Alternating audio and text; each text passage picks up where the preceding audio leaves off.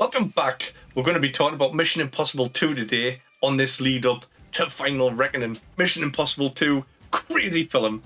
Now, this is the most 2000s film that ever existed, in my opinion. Directed by John Woo, and if you know John Woo films, you know exactly what you're in for. Crazy shit, flying doves, martial arts, and slow motion. Now, this film is mental, but it's got so many cool things that just shouldn't be there. It's got Limp Bizkit, it's got car chases that almost end in death, but instead end up in sex. It's got an aeroplane heist with classic Mission Impossible face mask reveals. Tom Cruise rock climbing. It's got Mad Eye Moody being fooled by face masks. There's crazy gunfights, crazy bike chases, there's fist fights, there's knife fights, there's gunfights. And like I said, it's a John Woo film, so there's slow motion and unnecessary flying doves. The plot of this movie is that there's a scientist who has created this disease thing that could wipe out the population of the whole Earth.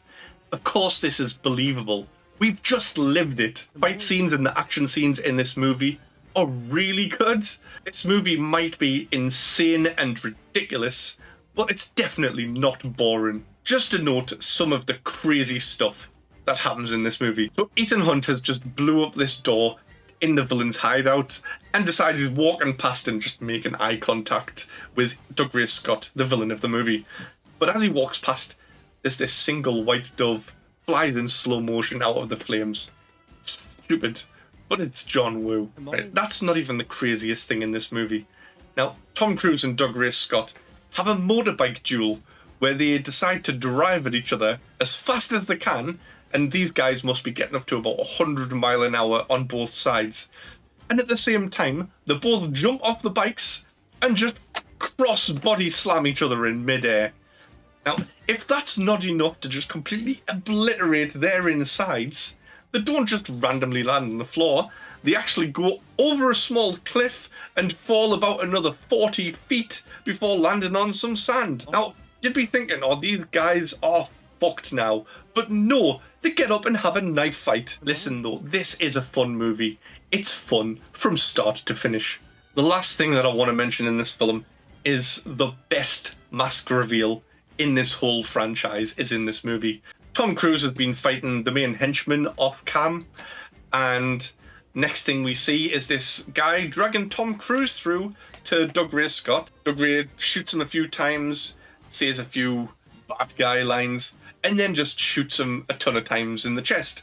And it's like, oh no, Tom Cruise is dead. But no, he's not, because he rolls over as he dies, and Douglas Scott sees the guy's little finger is missing, and he's like, oh no, I've killed my best friend.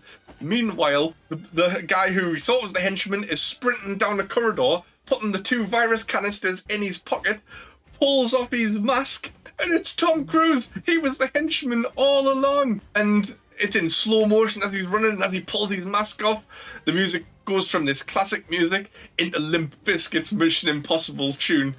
It's so 2000s, it's ridiculous, it's fucking mint. This does mean that the whole time Tom Cruise has been on this island, he has been carrying a mask around of this guy's face for no reason. Like, was he planning this? Was that his plan the entire time? I don't know. It's weird though.